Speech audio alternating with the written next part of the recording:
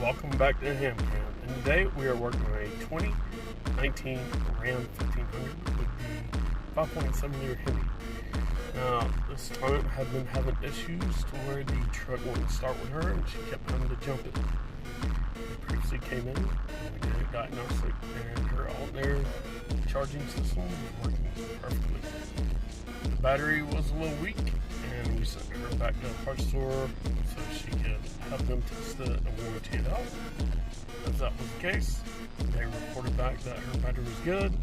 She has since brought it back after a month or so of still having the same issue, and it finally did the no crank with us after all this time. Previously it started up every time with me when she brought it in. So we didn't hear the starter kick in. All we heard was a little thunk, and that was it.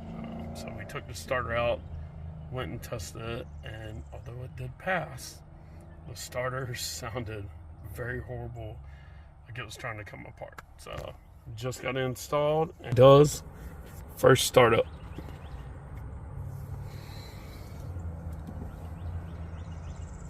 Nope. After I reconnect the battery, yes, stay tuned. Now that I got the battery reconnected, let's try that again. Crack the door open, that way we can listen closely.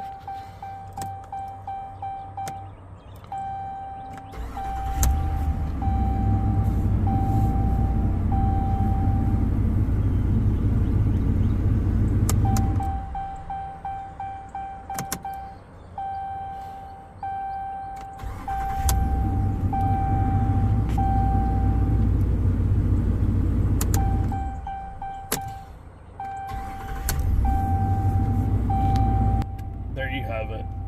A failing starter caused her to have to jump her car off every morning, as she reported, or anytime she wanted to go somewhere.